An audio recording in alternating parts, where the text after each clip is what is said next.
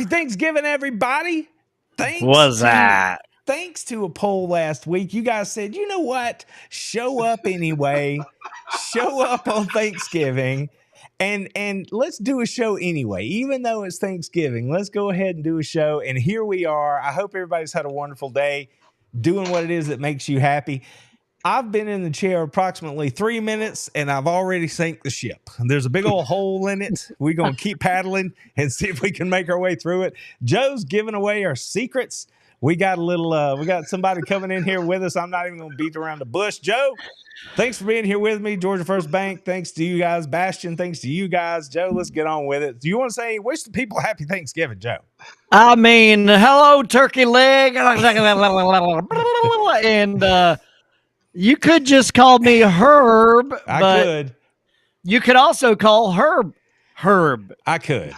And I think I will. I think I'll just do it. Everybody, it's Thanksgiving, and Herb from the Herb and Raj podcast is sitting in here with us. I got it right. I'm just going to keep this for what Randy's you're sake. talking about. Yeah. So I told you people, it's been a long day. Hey. In a good way. I'm drunk on sweet tea sugar and overly caffeinated. So I'm hanging on by a thread, you know?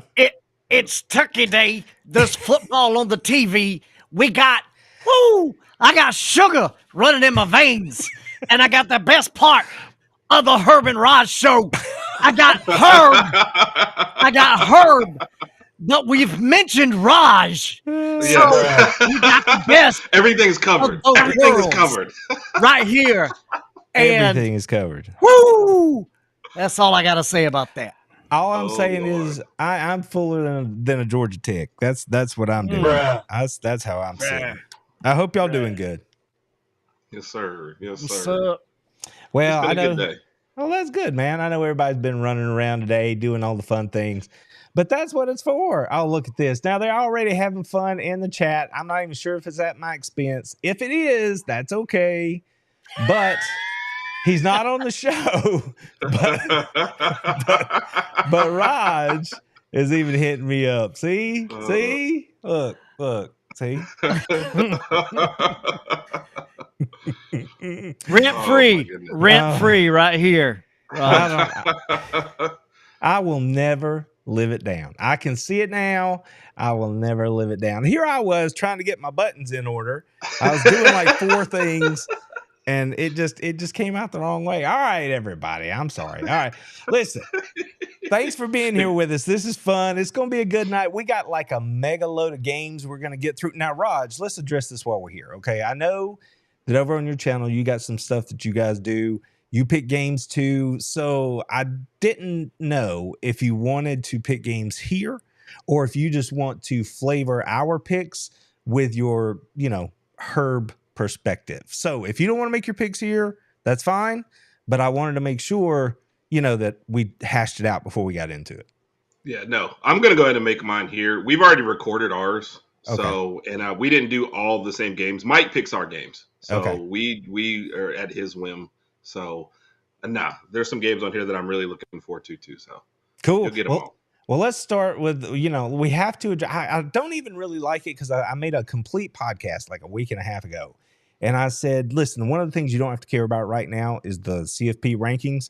But they do happen every week, and it is something that I'm certainly, talking about today at the family gatherings and stuff. And here are this week's rankings. Now, we don't have to spend a lot of time on them because, like I said, they don't really matter. It's all going to change. But if there's anything here that you guys would like to address, this is the opportunity to do so. But before we sling the door open to all that, I do want to point out my Bulldogs, thanks to some stuff moving around, are now sitting at 7. They're not going to be there.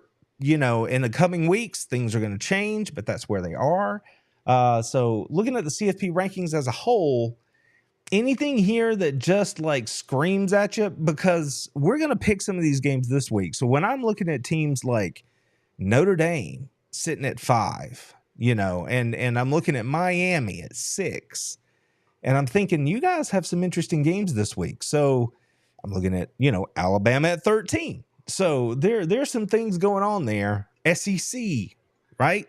South Carolina kind of sneaking around the chicken coop there. So I don't know. You guys got any thoughts? Well, I'll say this. Notre Dame at 5. You got Mizzou in the top 25. You've got How? BYU. You've got UNLV. Wait. You've got UNLV. You've got Boise. You got SMU. This is what I have to say. I accidentally stumbled across this when they were showcasing it on the big boob tube that is in everybody's living room. Yep. So when I see these people in oh God. Tulane, UNLV, Notre Dame. There will be no Tulane slander on this broadcast. Tulane's probably the best G5 team in the land. And Joe, how dare you slander Tulane? Satch is your boy. I got nothing against Satch. You know better. I ain't got nothing against Satch. I don't want to hear it. Y'all taking notes on me. I'm gonna take some notes and come straight to the Satchmo and be like, hey, that dude over there, he's taking shots at the Green Wave. Okay. Nah. What's up to everybody in my chat over here? I'm loving on everybody over there. What's up, Jeremy and Timothy and Carol? Even though Carol's giving all kinds of love over here to some Herb. I mean, Carol, you a dog or you a Trump? I'm just curious. Which one are you? Oh, she's Bulldog, baby. Hey, no hate on Carol. Carol always hate. We have a good time. You just sit over there, Herb or Raj or whoever you are. Randy, I got something for you. Okay. That ain't even right. Y'all doing me so wrong. Hey, I got nothing to do with it. Innocent over here. That's right. Innocent over here. To you. I should just do it. Happened to me. Yeah. See, so I let the ring hold it. See, now look at that right there. Wait a minute. Put that back up there, just the way you did, Joe. Just the way you did. Herb, look at this. Look at this right here. See, I think that's as close as you're ever going to get to winning that round. Are you talking about Herb or me? I'm talking about Herb. I thought you were talking about me. I'm not. Especially the way my picks have been this year. He's not in the competition. That was easy. Yes. I don't know. I don't know. I think my record speaks for itself. Yeah. Well, probably shouldn't. It doesn't speak very much, though, right? That's right. See, thank you, Herb. See, I know you still love me. I know you see. Now we actually missed 2 weeks of giving updates, so let's do this right here. This is last week because we picked a lot of games last week. So let me tilt that up. A lot of green on the screen. A lot of green on there. Yeah. We had a good week. Yeah. 11-5 over here and 10-6 over there. So we ran pretty good last week. But I'm on strength of schedule. It doesn't mean anything. No. It doesn't matter. Strength in schedule is what they used to argue about whenever, the SEC had their cupcake games. That's what they used to argue. But then when they actually look at the actual rankings of strength of schedule, like, oh, your guys is pretty high. So then they threw that out. So that's the exact way the committee works. The committee, did y'all catch what I said the other night? I'm like, the committee rankings at this point, it's more like a vibe check, right? Yeah. And I'm not sure if it's a vibe check on the team or if it's a vibe check on the committee, because they're just all sitting back and they're like, that seems like, South Carolina, that's okay. Let's put them on up there. Let's put whoever, wherever. And that's why I say it don't mean anything. It's like, how do I feel about pick a team this week? I don't think. Well, Mercer's a conference champion. Mercer's the conference champion. I don't see them in the top 25 anywhere. Come on, committee. There you go. I mean, part of the problem is preseason rankings. So they're not ranking them based on how they think they are this year. They're based on where they started. That's a huge problem with them. But that was the whole point, though, of the committee was that you don't worry about preseason rankings and you don't rank them until week 5 or 6 or whatever. I agree, but you can't look at those rankings and say they weren't influenced by, Penn State being a top, 5, top 10 to start the year. Yeah. Lose the only game that you've played that with a team with a pulse. Yeah. And you're still up there. Yeah, that's because of where they started. You know how when you get older, you see the world a little bit differently. And in some cases, and I'm just talking about me, so don't let me paint you with a broad brush here, but there are times I have to check myself because I'm like, you're becoming that crotchety old get off my lawn guy. And I never wanted to be that guy. And in some ways, that's kind of how I feel about the whole CFP thing. I'm like, I just don't like Joe was banging on all these teams because they don't look familiar, or they don't play a certain schedule strength or whatever. And it's I'm like, UNLV. I know, but look, dude, if they win this week, they're going to wreck the whole thing because they could shake it up even from the bottom of the rankings there, if they win. So, or maybe if they lose, either way, their game matters. So it's one of those things where I don't want to be calloused, and I feel like I'm just uber calloused toward it all. And I don't want to be. I don't want to be that jaded, but I'm starting to think it might be warranted, I agree. Yeah. Unfortunately, you just look at the rankings and it's like certain things are rewarded and certain things aren't. So playing a tough schedule, not rewarded. We don't care about that. But yeah, get one good game and lose it and we're good. I mean, what you're looking at, though, is teams are going to watch this and want to change the way they schedule their out of conference. Now, we're SEC. We can't change the in conference part of it. But now you're looking at, like, where's the point of us playing that tough game to start the year? Or where's the point of playing the 9th game? Yeah. Right? I mean, if it's hard enough, you've got a whole slew of teams here with 2 losses. And the only reason Texas doesn't have 2 losses, quite frankly, is they have the easiest SEC schedule, like, in the history of the conference. When you weigh it out. And that's a fact. That's not. I mean, you played only one of the top 5 or top 6, top 7 teams, right? Am I? Yeah. How far back do I have to go before I reach the right number? Is it top 8, top 9? And that is the point. And no Longhorn's going to admit that, but it just is the point. They might still be good enough to beat everybody, but that's the point, though. They were just, the carpet was rolled out for them, and that's a whole topic for an entirely different session. Whether or not the SEC has a Texas problem, and I don't mean because Texas is going to beat everybody.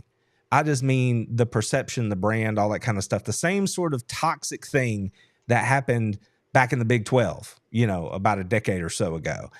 Just because they have resources, people might cater to them, and I know a little bit of it could be conspiracy, but I'm sure there are facts to back it up too. And the SEC, they just have to be careful. I mean, because teams like Alabama, Tennessee, Georgia, Florida, when they're good, I mean, there are other teams in this league that are national powers, and it's not a one-man band like it was in the Big 12 so often, right? It was either Oklahoma dominated it or and that's when Texas was bad for like 15 years, or it was Texas prior to that, so that's a whole other thing though. I'm not trying to get the Big 12 needed Texas, but the SEC would be fine without Texas. I understand why they grabbed them, but to your point, like the SEC will be fine either way. Oh yeah. Everybody's wanting to make some money. It's all about that paper. And and it's like the argument I had, not an argument, a fact that I had to relay to some Texas fans back when Georgia played Texas. They're like, why did everybody watch the Georgia-Texas game? Because Texas is in it. That's what's different. I said, no, friend. No. That game was the highest rated game in that time slot for that network ever because Georgia was in it, not because Texas was in it. Texas added flavor to it. But if you go back to last season, before Texas was in the league, Georgia was racking up those viewership numbers on their own. So again, I'm not trying to get sidetracked here. I'm just saying people watch the Dogs. That's what I'm saying.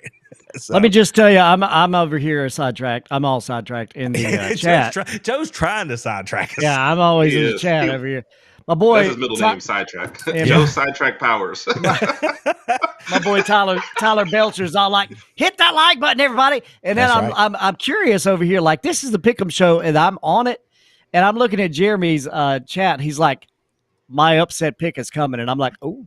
I saw that earlier. I kind of want to know what Jeremy it is. said he's only missed one pick since he's been on the show. I know that. I saw that pop up there. That's pretty good.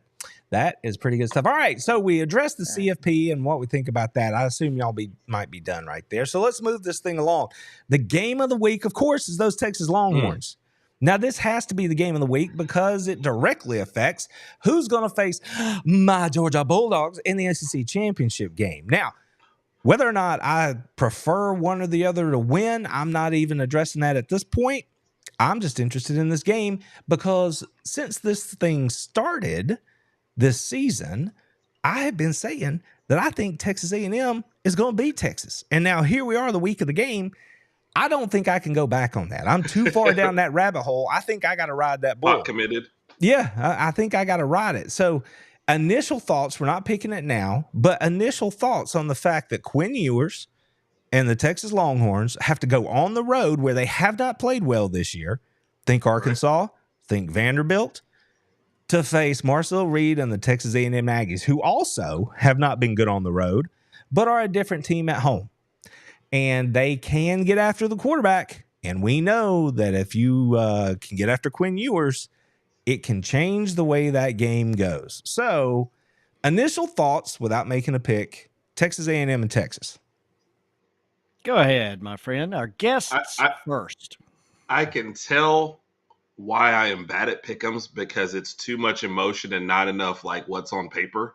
So it's like I want Texas to lose because I don't want them to get into the first year in the SEC, get handed a schedule, and then go to the SEC championship game. So Texas A&M.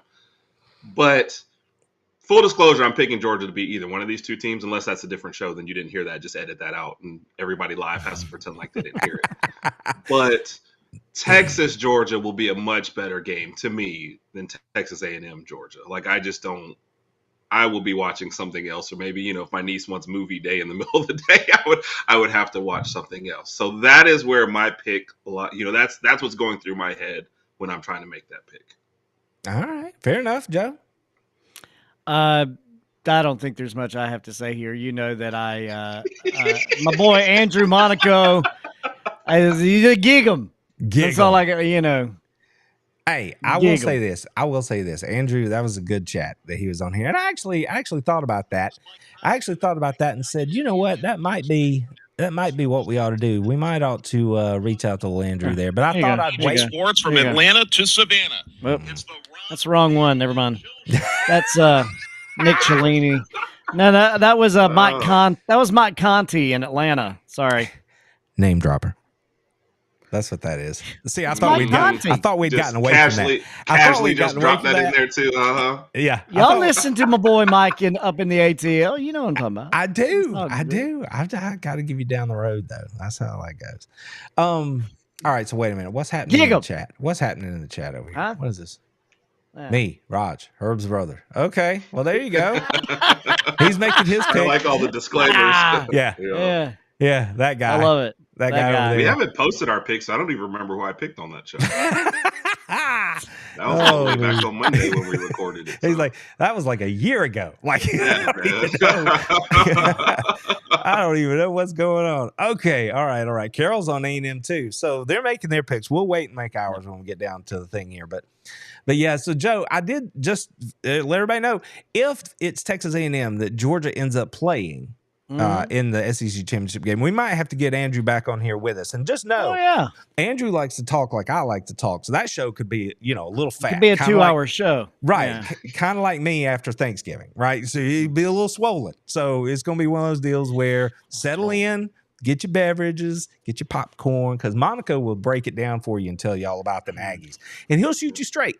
He'll call a spade a spade. So if he thinks there's a problem. I just want you to know right now I'm getting a press credential from Monaco if y'all are playing in the SEC championship. Well, you best get dose, friend. Yeah. Hey, when Andrew's on the show, do you remember his name or do you guys have issues? Love it. Yep. All right, listen, Herb. Here's what we're gonna do. I met my wife in 1993. Oh, dear Lord. Oh, Lord. I met her in I grew up with her. I knew her, but we started dating in 1993. And it didn't take me long visiting her house when we were dating to learn that her father, who had 2 daughters and a wife in the house, never got anybody's name right. He said he called Alice Amy, he called Amy Mary, he called Mary Alice all the time. That's what was happening. And I was like, come on, Tommy, how does that happen? Fast forward 30 years. I'm in the household, 2 daughters and a wife. I always call everybody. I go through every name in the house. Alice, Amy, Riley, Joe, Amy. And then I finally get the right one.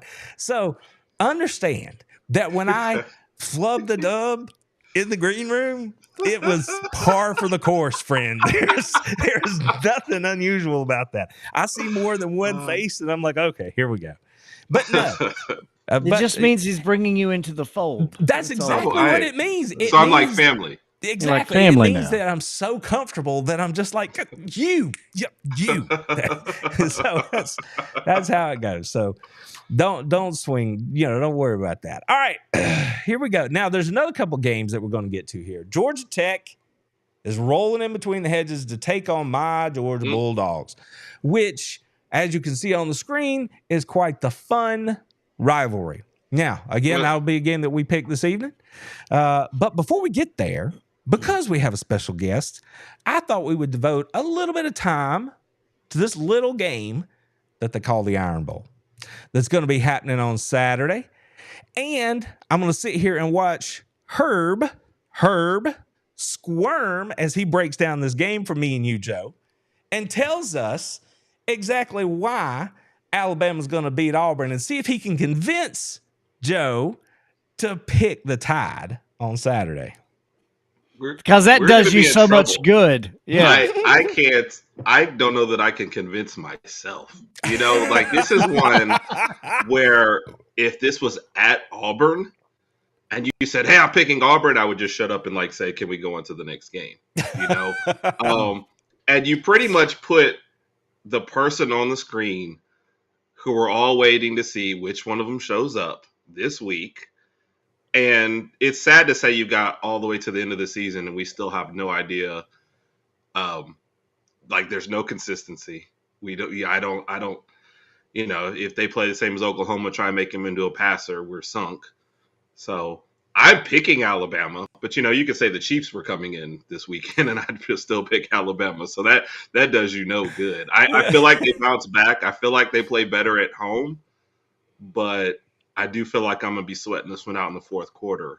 And it better be with the lead because Milroe he's a front runner. He doesn't play well from behind. So, yeah, did I convince you, Joe? Are you I got to say, let me say this. All right, now I'm about to defend your Alabama Crimson Tide right here. Uh-oh. That's how you know I'm a professional. You ready? See, here's the thing.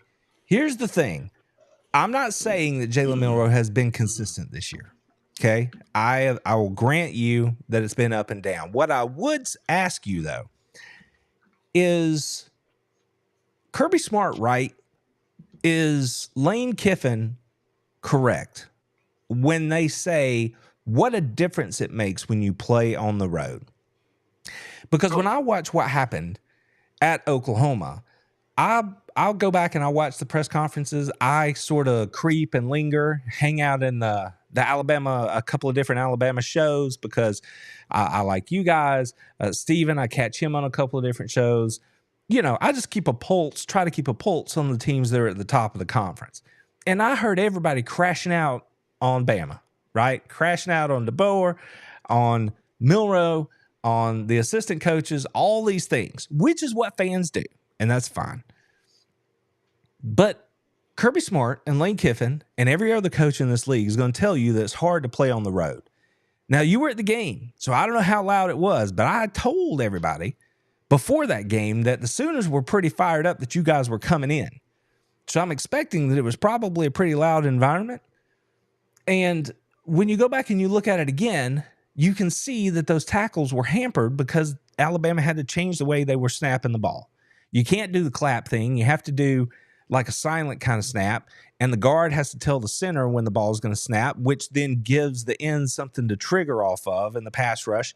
And if you're focused on shutting down the run game, which is what they did to Milroe, and you can get that jump because the home field advantage, you can blow everything up. And then you get behind the sticks, and it turns into Georgia Ole Miss when we're behind, right? Got to throw the ball, and Prince and those dudes are just getting crazy jumps off the edge, and there's no way we could block them. Are you hearing any of that? Are you giving them the benefit of the doubt at all that the reason they were so poor on offense against Oklahoma was because of the impact of the crowd? No. Well, so to address the first part, they had already switched off the clap. Like, I want to feel switch that no clap for them. They had already switched off that. Like, I want to say maybe by the Tennessee game on the road. So which yes, they on the played road. poorly in, right? Yes, yes. But they, you see a theme? yeah, but I get that, but I can't. Like, how many environments do you have to go to before you adjust to playing better? And even then, defense kind of adjusts a little bit, but you handed them, it was only 10-3 at halftime, no matter how bad you're playing. And then you throw two of the worst interceptions into the flat both times. Like, I don't get how there's no adjustment that way for the team. The defense was fine. Tennessee, the same thing. You hold Tennessee scoreless in the first half and you still lose that game. So I get what you're saying, and the evidence doesn't back me up, but it's like, we're in the last game, and you've been starting 2 years in a row. If you can't handle the last road game of the SEC, like, what is your aspirations for the next level? So I can't let you off the hook with this. And it used to be like, oh, they're college kids. Well, guess what? You're making like $2 million or whatever this year. Like, I expect more from you. So I can't let them off the hook. I understand what you're saying. I couldn't, but that's the reason why I'm sitting over here instead of ever having been out there. But right. No, I just expect better. And if you're going to throw an interception, I expect you to, if you're going to throw an interception where the only person that can tackle the guy is you got to make that tackle. So no matter what environment you're in, I can't excuse that. This is where I actually like you, Herb, because the thought, whoa, baby,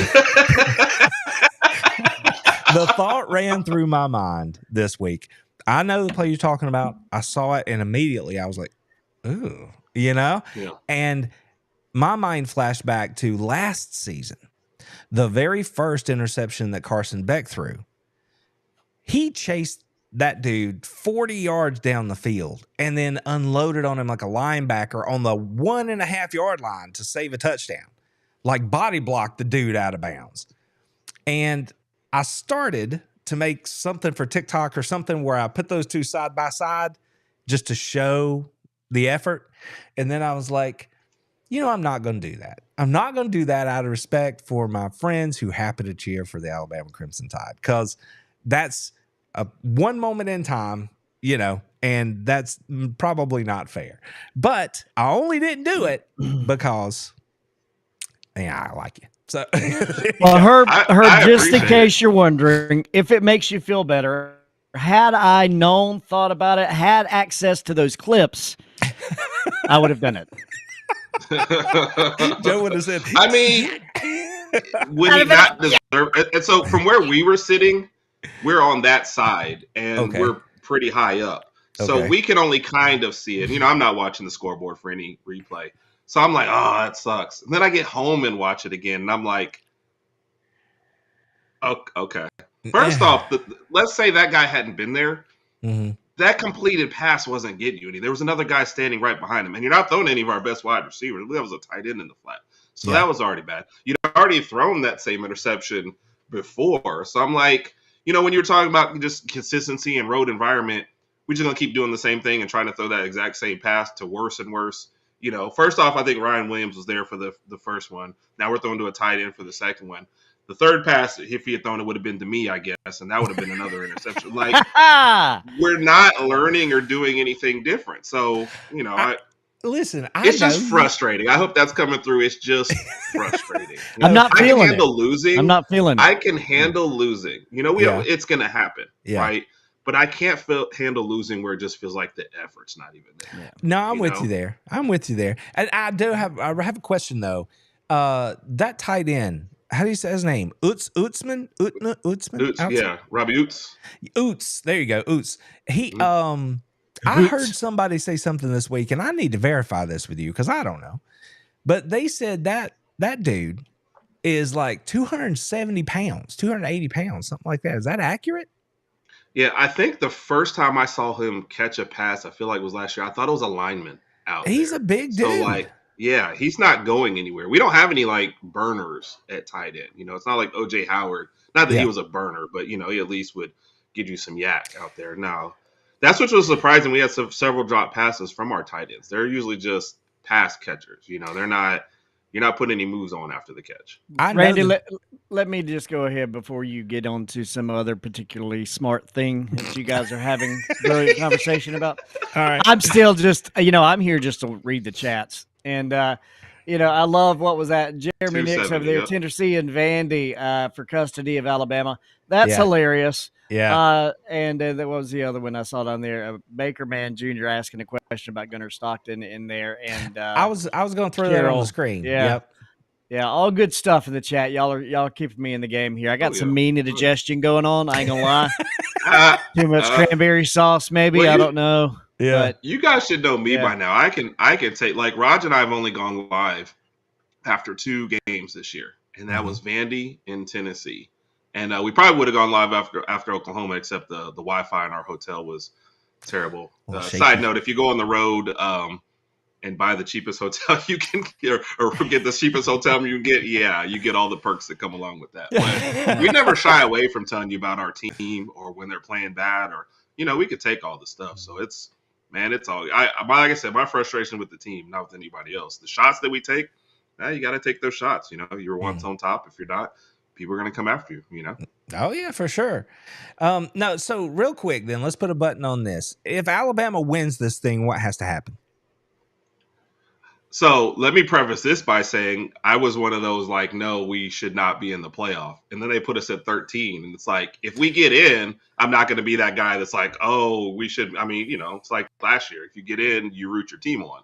Yeah. But if we don't, I mean, the first thing has to happen, we got to beat Auburn, and you might want to make it convincingly, because clearly a lot of this is, some kind of beauty pageant going on. Yeah, I think we need the Clemson loss, so that'll probably influence that pick coming up. And I honestly haven't looked past that. Well, we're going to go through some of these games, and there are some things that could happen, and Alabama could very well find their way back in there. I'm with you. I'm like, I don't think just the games that you lost, and how it went down, but it looks like they're not. There's a real chance it could happen here. To further that point, though, you're at the spot where you're definitely going on the road. And if you haven't solved that, how are you solving that to go beat whoever it is you play in the first game on the road? You know what I mean? So yeah. So if Auburn wins the thing, how does that happen in your view? How do they? I mean, similar to Oklahoma, turn Milroe into a passer. Don't let him get into a rhythm. You can almost tell in the first quarter if we're going to win or lose. I'm hard pressed to find a game where we just played terrible. We had some slow first quarters, I guess, in the beginning of the year. But later on in the year, you can almost just tell in the first quarter what's going to happen. I knew after the first interception in the third quarter, the game was done. So if we find ourselves behind, if we don't capitalize on the crowd, that's when there's a potential. Auburn, all they really have to do is hang around, to me. So it's all vibes, right? I just get a vibe here. I'm going to know how this thing's going to go. Yeah. Okay. I could tell in the first quarter it was going to be a tough day.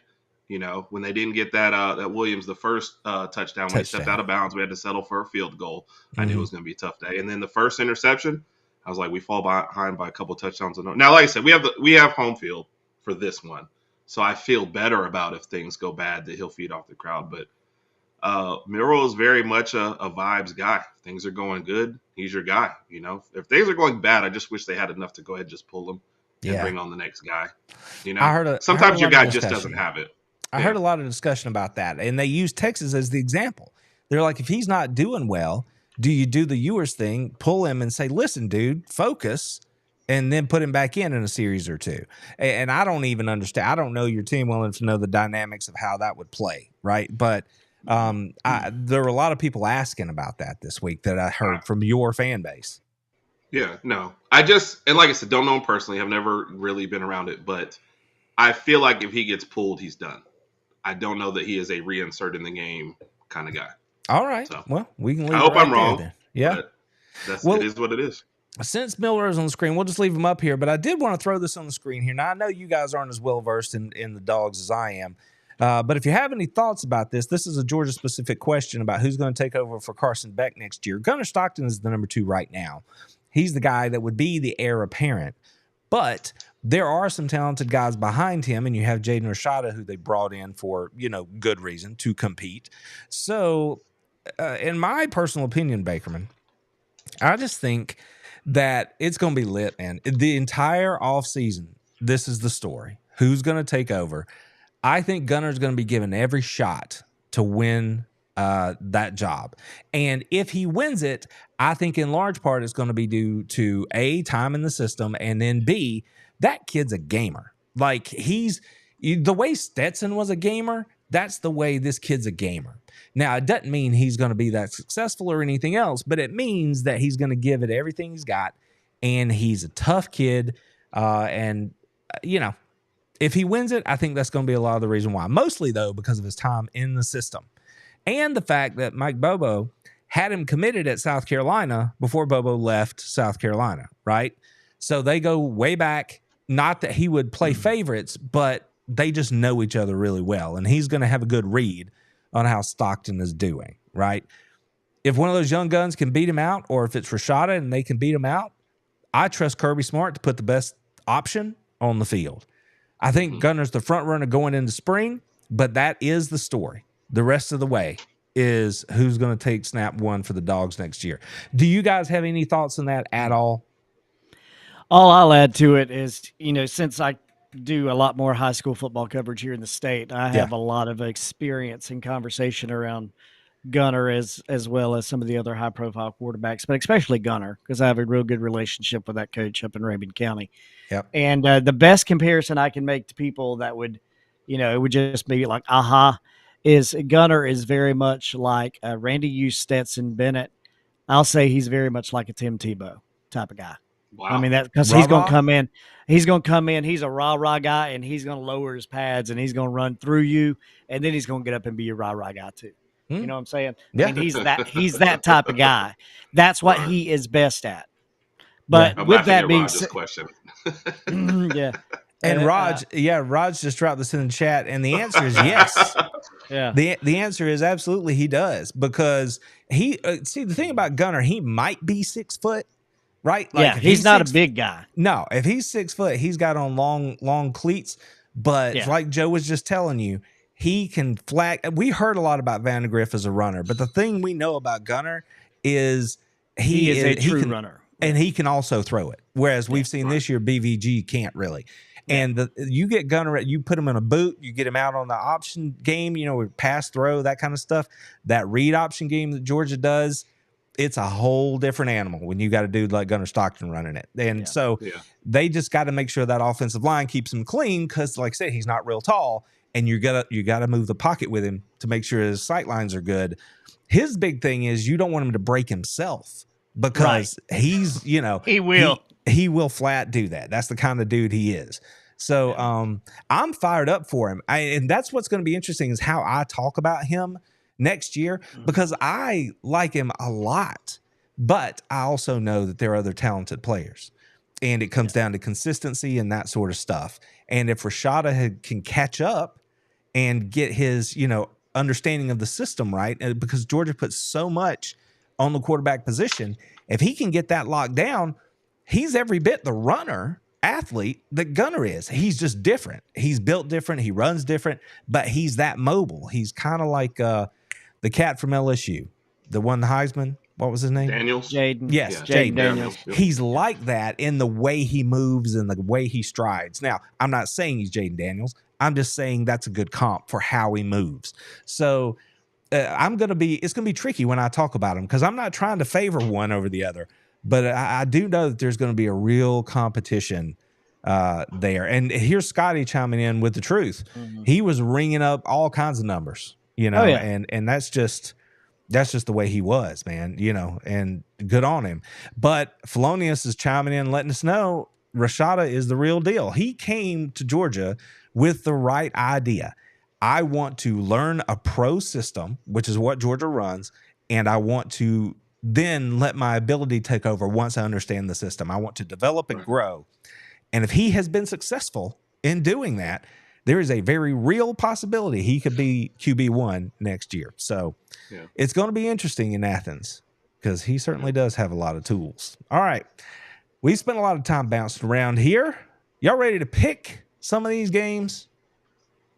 You better hurry up, or I got to go get some I- Tums or something. I apologize for monopolizing it with some Alabama talk. No, I set the stage right there. I did that to us, so that's okay. Joe, if you need to exit, you do what you gotta do. Exit stage in just Just a minute. I'm left. trying to tell you. Wow. I'll just do this. Cut your mic off first, okay? Before Oh, all right. Here we go. The Egg Bowl. First off, I think it Don't should be say a national. eggs. It should be a national rule in the world of college football that the Egg Bowl should be on Thanksgiving night. So Thank you. okay. I am so unhappy at this right now. Yeah. Like, There you go. who do we talk to? What petition do we sign? I think his name is Mickey Mouse. I think that's who we got to go see. Well, this is awful. This is awful. They should absolutely be on right now.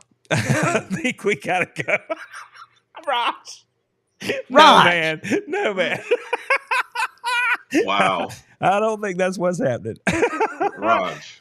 Oh, That's my man. brother. Wow. All right, here I'll we let go. Jeremy talking about, I want to get my picks. I just move and just let Jeremy do his thing. Let Jeremy dial in. All right. So the Egg Bowl, Mississippi State and Ole Miss. I would love to see Mississippi State like do something right here. And I am questioning the state of mind for the Ole Miss Rebels right now after they just kind of kicked it away, against Florida. I took the bait on Mississippi State a while back, but I don't think I can make myself do it here. Give me Ole Miss. I think Mississippi State just doesn't have the athletes. They've got some cool young pieces, but I don't think they've got it right now. Give me Ole Miss at home to win, and put a little salve on everything. Boy, Kiffin was salty. Did y'all hear his press conference this week? Oh, he was talking about. He's like, I'm not going to name any names. But these teams y'all are talking about from the ACC and the Big 12 that are up here in the CFP got a chance to make it. He's like, those conferences, essentially, those conferences suck. He's like, let them come down here and play, and I bet you they're 500 teams. It's stupid what we're doing. He actually said that. He's like, it's stupid what we're doing. So Kiffin's pretty salty right about now. So it's a good soundbite coming out of he took his best team in a top 10, someplace a top 5 ranking. Yeah. Came out with 3 losses. Like, where do you go from here? So I'd probably be salty too. I don't know. So give me Ole Miss. I'm still going to expect them to show up and win the game. What you got? Yeah, I think like Kiffin, you point and you fuss at Notre Dame, and I take Ole Miss. Mm-hmm. Yeah, yeah, I'll take Ole Miss. I think Mississippi State, can scare them a couple times here, but not enough to actually win the game. What is the over-under on the weird scale for this game? Because something stupid always seems to happen, right? Squirrel on the field, player raising his leg in the end zone after winning the game. What kind of stupid something's going to happen in this game? Anybody got any kind of – we got one play, 2 plays? 3, but all in the first half. I think by the fourth quarter, this one might be a little bit out of hand. Okay. 3 in the first half. Something weird. All right, cool. Yeah. I'm good with that. Now – that sounds like a good number. It's scientific. I have my own formula. Yeah. Georgia Tech. I am not going to try to monopolize this discussion. I talked about it on the podcast last night. You can go check that out. I hope you do. Let you know all I think about Georgia Tech. I am on the Dogs here. I'm telling you, this is a game about bloodying somebody's nose. This is a game about a brawl in the streets, bare knuckle, rock fight. That's what it is, because that's what Brent Key wants it to be. And Kirby Smart said it's not about I don't get emotional about these things. Kirby's lying. He is lying to you. He does not want to lose to Georgia Tech. Will not, if he has anything to say about it, ever lose to Georgia Tech. He takes it seriously, and if the Dogs have a chance, talking about that beauty pageant, I think if they have a chance, they might try to put some points on Georgia Tech tomorrow. But I do think that Georgia Tech is tough enough and dangerous enough to keep it close into the second half. But if them Dogs get a shot, I don't think Kirby's going to pull Carson Beck. Let me put it that way. He's going to be like, what do you want, committee? Let me put, 40 on Georgia Tech if I can. So that's me. Give me the Dogs. Yeah, I'm just going to take the Dogs too, but I absolutely think there's going to be some ankle biting going on out there on that field, and I absolutely think that There will be some flags flying in Athens. Yeah, if the over-under on who's going to be personal fouled up in this game, I got to say 3 or 4 too. 3 or 4. Yeah, it's going to be something else. But I think Georgia gets the win. Yeah. I think Georgia takes this one fairly. I think Georgia Tech tries to muck it up, like you said, early on in the game, first, second quarter. Probably a strategy similar to, kind of what they did with Miami, ball, keep away. They're just going to find the defense is way, way tougher, and that strategy is not going to work for 4 quarters. So maybe some kind of slight scare first quarter, but yeah, Georgia, I think, runs away with this thing by the end. Okay, it's going to be cold up here tomorrow. I know that. Alice walked in here, Mrs. B, she told me, she's like, Monday morning, wind chills down here, or maybe you said low, it's going to be like in the teens. So it's going to be getting cold over here. So, yeah, they're going to have some, it's going to be under the lights. It's going to be cold in Athens. Hope the Dog fans show up, be loud. This one, boys, this one's going to decide whether or not you got any nerve right here. Tennessee and Vanderbilt. Vanderbilt is at home. Pavia Power. Tennessee has been gifted a re-entrance into the CFP. Can they hang on to it or they piss it away again? What do you think? This is fun. I might ponder this one for a second. All right, so let you ponder. Go for it. What do you think? I spent the whole time just trying to get a reason to pick Vandy because that's what I want to win. That's what I'll be rooting for. As an Alabama fan, I don't even know. It's like the chats. Are we allowed to watch this game? Do I have to ask permission from both teams before I can watch it? I don't know how this custody thing works. So I think I just picked Tennessee as the better team, but I wish. I think Pavia, once he started trying to apply to next year, that's where his focus went, and it seems like a little bit of the Vandy magic is gone. But earlier in the year, I probably would pick Vandy, but I think I'm taking Tennessee on the road. Okay, Joe?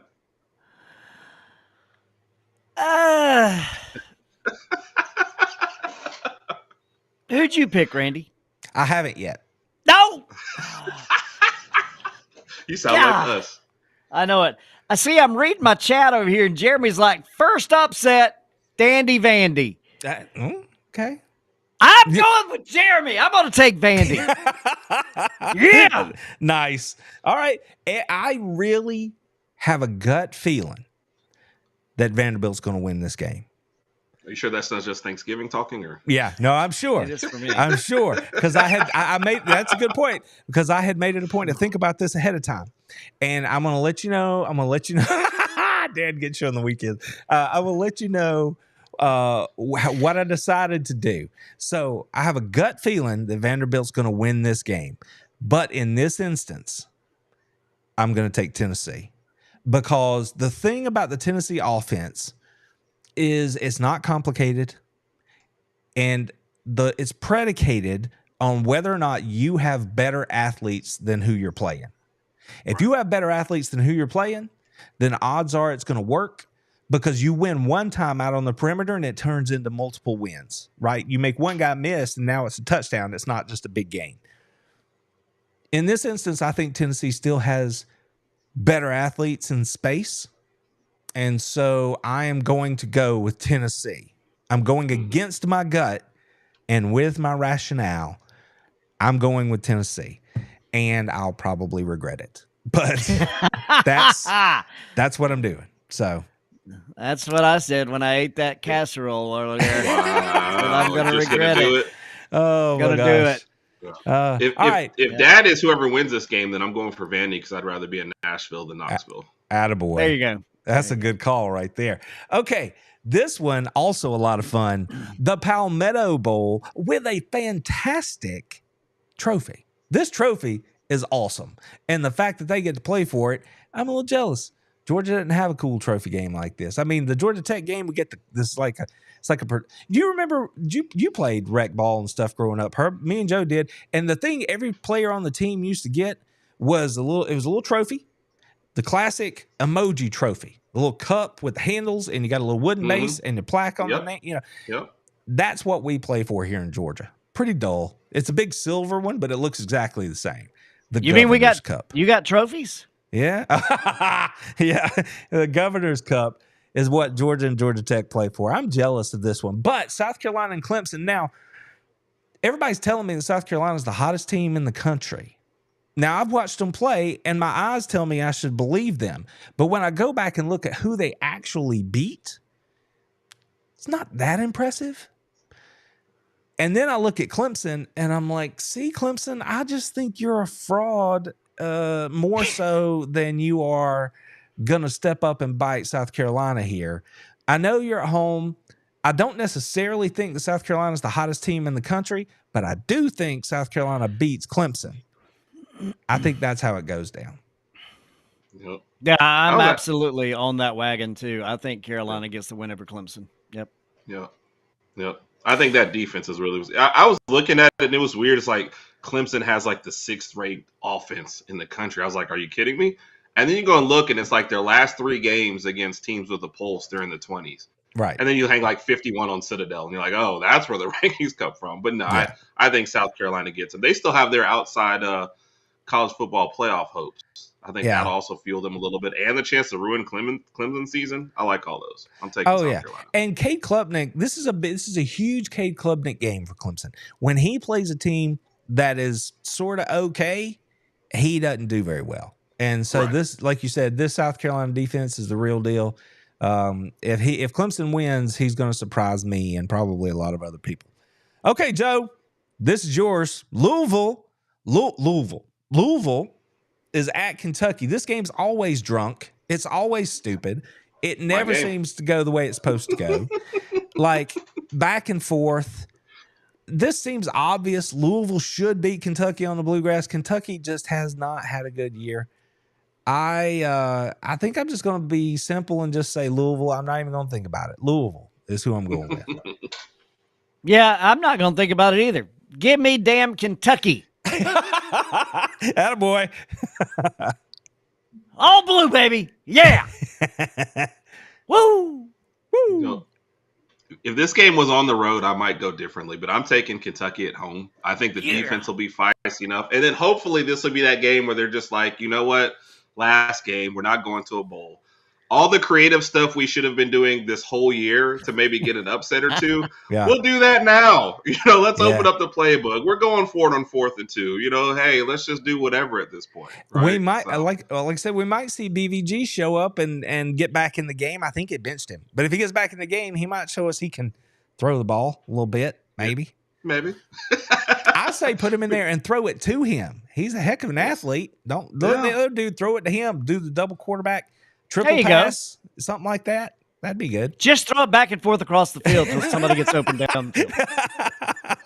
Okay, here we go. You should be an offensive coordinator, Joe. Yeah, that's it. The Iron Bowl, Auburn on the road to play Alabama. Now, we talked about this one a little bit earlier. I was talking to Kyle a while back, and I quickly just mentioned this game, and I'm like, you know what? Who you got? And he's like, well, if it were at Auburn, I would say Auburn wins. But it's not. And so he couldn't bring himself to pick Auburn. Kyle is our friend over at the E2C Network, covers all things Auburn. So good for him. I don't know. I think I said in his chat, or maybe it was your chat the other night, Herb, I have the game something like 27-24. Right. But I got no idea who's going to win. It was definitely close, yeah. I remember the shot. I have no clue. I'm looking for a coin right now because I could flip it. Joe, you got a coin? This is who I'm picking. Who, A? Attaboy. I like it. We need to start tearing pages out of the notebook. You can only keep this up for so long. just throw. I have a challenge coin here. I cannot find it. Joe, you got a coin handy? Flip me a coin if you got one handy. Yeah. But I think he's picking a banana. I think he's still hungry. I really think it's 27. I think it's 27-24. Alabama's been beaten up. They've got some injuries at key spots. I'm telling you, Peyton Thorne can run the ball, and that's something that Alabama might have to watch out for. Can you tell I'm waffling? Like, I might pick Auburn here. I can't blame anybody for the chance to get bowl eligible if you're Auburn and put a final nail in Alabama's season's the coffin for the season, whatever. There's a lot of reasons to pick Auburn. It might come down to the simple things that football come down to, which is turnovers, right? And can they play well on the road?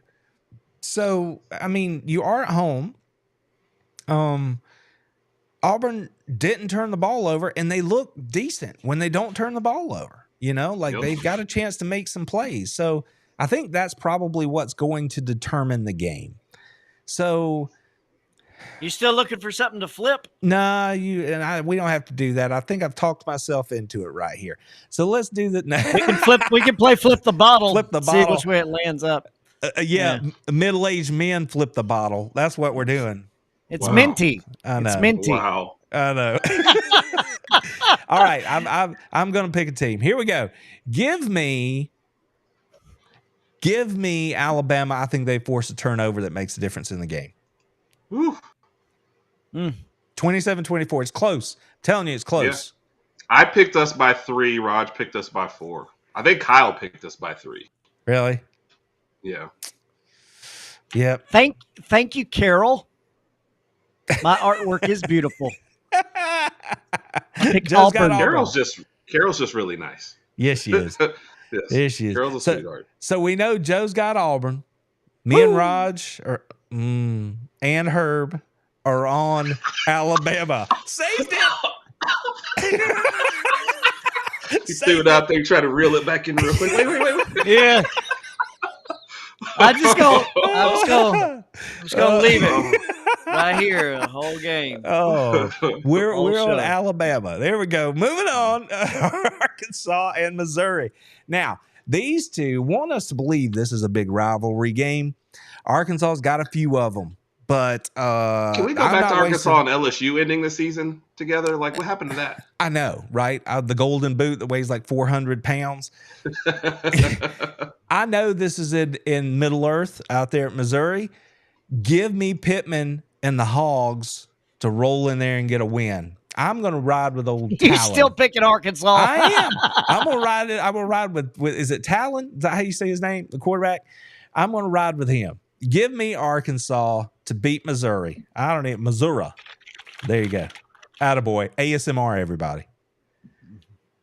Old man ASMR. Yeah. You know I hate Missouri. Go Hogs. Go Arkansas, baby.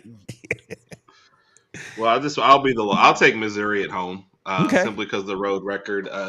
It's weird. I'll be rooting for Arkansas, but like if you're a Bama fan, you kind of need a win, and you kind of need Missouri to win to help influence your fate, so you can keep a top 25 victory. That's what my life has become. So give me Missouri at home then. It's probably the better pick. Brady does love him some Brady Cook does love him some MIZ. So it's his last time out there. He'll probably win it, for that reason. But and Arkansas has never beaten Missouri. That's crazy. What? I mean, it's only 6 matches, so that's why I love stats, because you can say a stat like that and they're like, do they play every year? No, it's 6 times ever. Look, for all of you people who study and do things, I'd appreciate it if y'all speak before I make picks. Share let me crib off your info right there. Jeremy, where were you in the chat, man? Come on. Jeremy went with you. He picked Arkansas. Yeah, he did. Okay. All right. I feel better. All right. So 2-1. I was just too busy. I was too busy trying to get my name right versus giving you my notes. Sorry. There you go. Okay, now look, a couple of weeks back, me and Joe were talking about this game, about how Florida, would need this game to get bowl eligible. And lo and behold, Billy Napier and the boys, DJ Lagway, put one on Mississippi, and they're already in the bowl. So they're playing with house money. Talk about a hot football team. The Gators, I think, are about to stick it to the Seminoles. At this point, I'm going to pick them, no worries. Go get them, Gators. Beat Florida State. Yeah. Yep. If you had said one team was going to beat down another at the beginning of this year, this is not what the order you would have picked, I don't think. But I think Florida puts it on them. I'll save my Mike Norvell rants for a later date. We'll come back to them later at some point. So there you go. Okay. Raj and Herb went out to Oklahoma last week and they Did he came just mess that home. up again? I did not. Yeah, that felt like a save. That They felt like Felt a like a save. save. Felt like a save.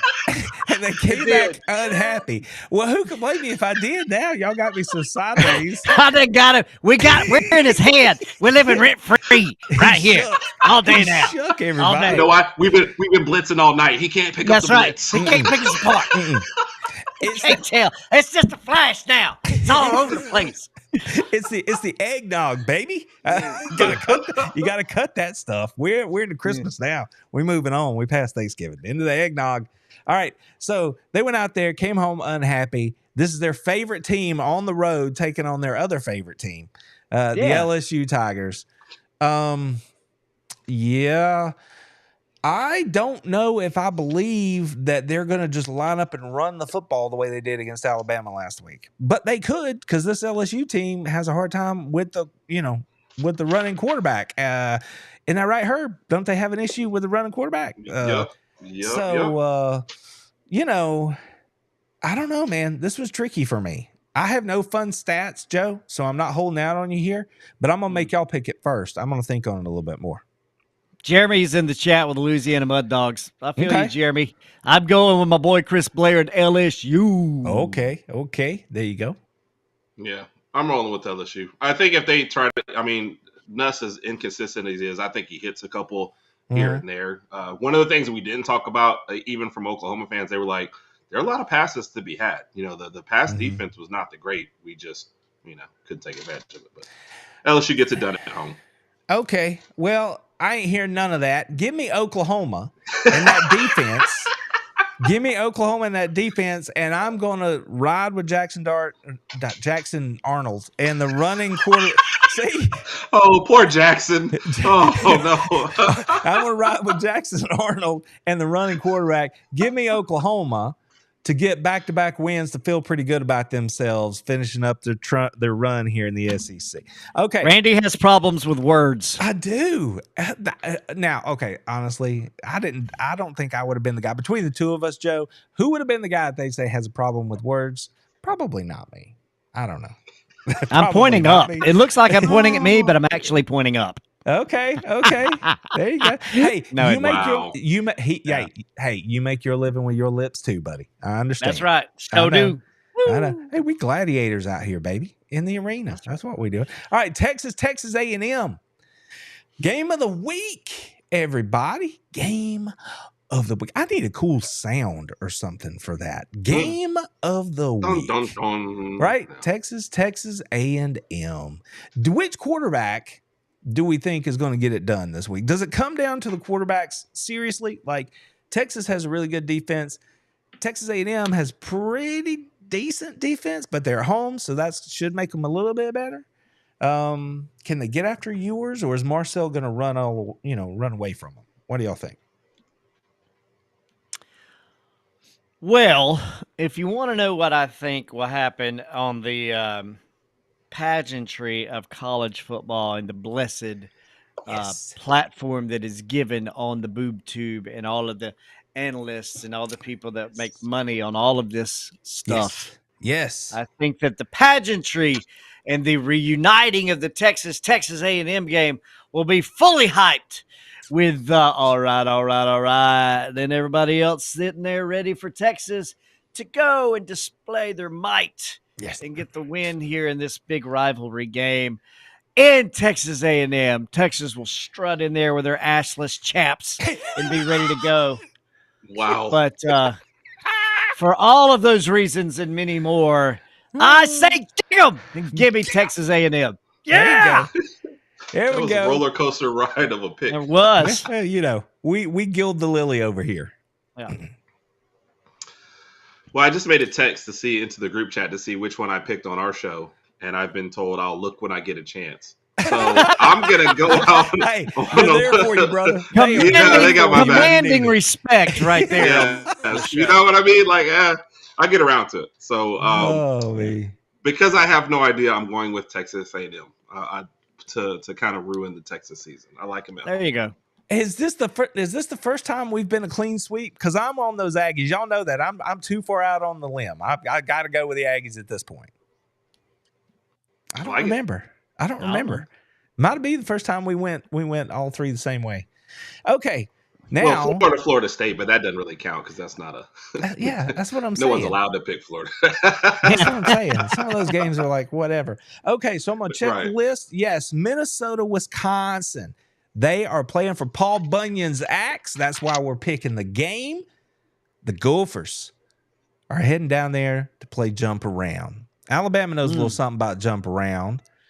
This thing's going to be played at noon. Yep, at noon. I think Wisconsin gets it done at home to get bowl eligible. You stole my exact reasoning. Both of you guys are killing me. I'm going Minnesota. Minnesota. Me and Jeremy are like this. Hey, Jeremy, I don't know if that's a good thing or a bad thing. If y'all are like that, Joe's like pretty far behind in the season picks. So, easy. Easy now. Easy now. Easy now. Hey, Randy, it's all right. Yeah. You know what? Right. Well, you know what's sitting right next to the Mylanta? I don't know. You know what's on my shelf right back there? There's a big old trophy. Big old trophy right back there. I just put this on the Mylanta bottle. Oh my goodness. What in the world just happened to my scoreboard? Did it jump? That's crazy right there. Okay. It didn't change on us, did it? What if I drink my Lanta out of the ring? What if I do that? And I just pour it. Whoa. You're talking next level now. I'm telling you. I don't know if I'd do that, man, if I were you. Taking your throw caution to the wind. You're talking to a man that's got a popcorn suit at home. Like, just throw caution to the wind, Joe. That's true. You know what I wished I had tonight? No, don't get crazy. I got a popcorn suit right here. Don't get crazy on me. Don't. You won't get crazy? We'll get crazy. All right, so I'm trying to fix this thing because it jumped on me. It messed me up. We'll it go. Took us to a different. There we go. Don't butter my buns, baby. We'll go right now. Oh, my goodness. All right, so. I don't know if I feel like I wore this right now. It would influence my Wisconsin non-pick. But Yeah, let's not do that. Look at that. Looks like Wisconsin. Memphis is currently beating Tulane. I think where my cheese head is. Yeah. Memphis is currently beating Tulane. Nobody's surprised over here, Randy. Yeah, all that Tulane slander from earlier. I know. The green wave. All right. So there we go. I'm on Wisconsin. Herb is on Wisconsin. And Joe is on Minnesota. Okay. I'm all right. You gotta worry about me. So let's make sure Navy's out of this thing. I got to scroll here. It was easier. I didn't want to have like 14 windows open, so y'all just get to watch me scroll the interwebs. Yeah. Well, what do you want me to do, man? It's riveting internet television. Really. Here's what I know about. Well, here's what I know about. I really Nebraska. can't. Here's what doesn't matter if I try. Here's what I know about Nebraska and Iowa. They really don't like each other. Like, nice. Seriously, I follow some Nebraska folks because low key back in the day, I used to, like back in the 90s, like I was like, look at you, Nebraska. I mean, they were dominant, so I followed some Nebraska Cornhuskers. They don't like Iowa. Like, they don't like Iowa to the point where, you know how Iowa has that really cool thing where they turn and wave to the patients? Yep. To the cancer patients, right? Mm-hmm. And Nebraska doesn't like Iowa so much that they mock that. How do you mock being nice to cancer? And I'm not telling tales. They're like, they do that stupid thing, and then they always try to make some caveat about not the people in the hospital, but Nebraska sucks. Or Iowa sucks. They don't like each other like at Randy, all. Again with the names. What Iowa, Nebraska. I know. I messed it up. Wrong. So with all that, Nebraska has tripped me up all year. Iowa's better, but I'm going to go with Nebraska just because. And I like Iowa at home. And it's a night game, and that's a tough place to play. But I'm going to believe in Matt Rule in Nebraska. So give me them. Nope. You are all off your cracker, dude. It is Iowa all night long. They're going to wear those fluorescent yellow and black, and they're going to be out there just doing their thing. That's a good looking. Probably going to be snowing. I don't know. Oh, that'd be cool. Yeah, probably. That'd be cool. The 96th ranked offense faces off against the 101st ranked offense. So see? we're expecting a barn burner here. That's I right. am going with Iowa strictly on being at home. Nebraska has not played well against any of their road opponents. You can say Indiana and Ohio State, I get it, but you also went to USC and just blew a lead. So Yep. No, taking I'm with Iowa you. at home. I agree with you there. I'm still going to take Nebraska. Okay. Now this is the game. Real quick, Herb. Real quick. Which is bigger, the game or the Iron Bowl? Or the fact that Randy called you Herb. Yes, baby. I mean, I'm totally biased. I'm going with the Iron Bowl. You know, I don't know.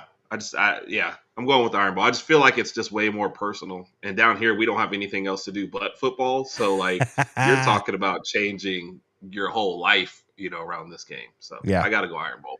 No, I would go with you if it, I would say the Iron Bowl is bigger.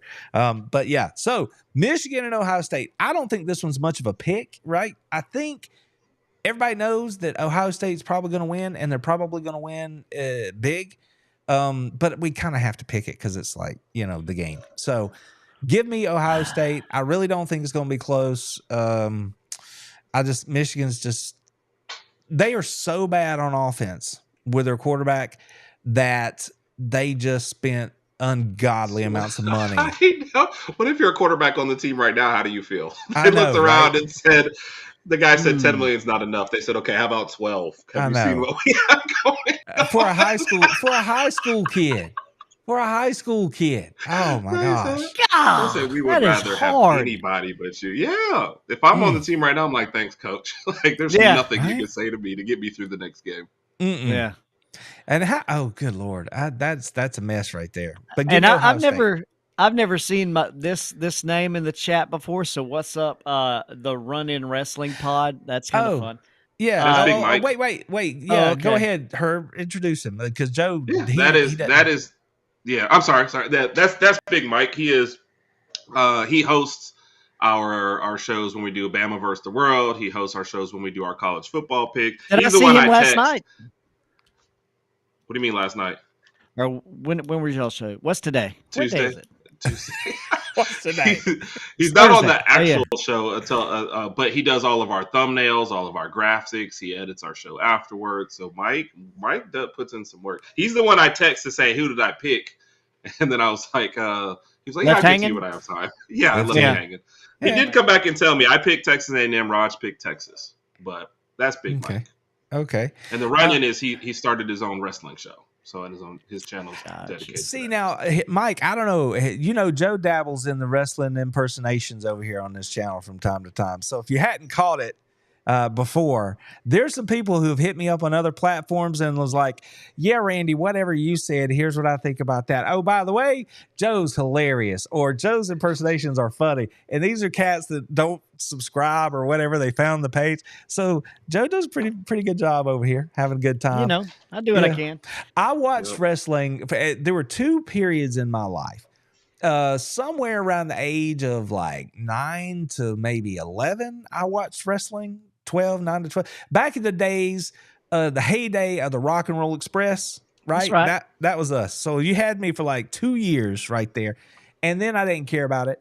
And then I got to college and I was working and I would get off work after a full day at school and I would come home and turn on the TV. And that was when Nitro was battling it out with Raw every Monday night for supremacy. Mm-hmm. And it was on the upswing at Nitro when they were stepping into DDP and all those dudes. So for another year and a half, 2 years, I watched it when I was doing late night homework. So there you go. That's my experience with professional wrestling. So I remember those days. I don't hate on it, but I don't watch it now, but I don't hate on it. I donned the singlet in high school, wrestled for a while. Yeah. And to fully regret every 6 minutes of those matches in my life. So I do my very Joe was best. focused more on the gimmick than he was on the wrestling. That's why. Yes, I was. Oh, I think Joe would have been one hell of a professional wrestler. But Hey, but for real wrestling, we wasn't cut out for that. I can remember Joe. That's way too hard. I would go watch him, and Joe was like, he admitted it. He was like, I just told that dude, he's like, hurry up, just beat me, man. Just pin me. Because he was beating him abusing me. Yeah. I literally, we had, let me tell you some wrestling story that nobody asked to hear. We were actually doing a round robin like tournament. This one, there's like 2-day weekend tournaments where they've got like 32 schools in a gym and everybody's sweating. It smells like socks and they wrestle all day. And what up? I was out there wrestling a guy. Me and him got hooked up in each other's bracket, and we both wrestled against each other. Then we both lost, and we had to wrestle each other again. And we both swore in the second match. We were so blasted tired. We would go out there. We'd be like, all right, we're just going to roll around the ring. All right, you flip me. I'm going to flip you. Stay out of bounds. Get in bounds. He's like, are you tired yet? Like, I don't know. We still got a minute 30. And we're out there talking around the ring. The coaches are like, shoot the half. And I'm like, shut up. We're tired. This has got to go on for 6 minutes. So we did that. It was you really guys funny. were closer to professional wrestling than you were to amateur wrestling at that point. We really were. Man, they were having so much. And Joe would straight tell you, really he'd be like, just stop. He'd be like, pin me already. Hey, just get this over with. What it boiled down to was I was 128 pounds wrestling in a 145-pound weight class with a 3-time defending state champion against me. Yeah. So let me just tell you how that went. Yeah. Let me just tell you how that went. Like I said, I would have spent more time on my gimmick. I would have walked to the ring 10 minutes every time, undressed all the stuff. 2-minute matches or 2-second matches. Yeah. That's it. That's it.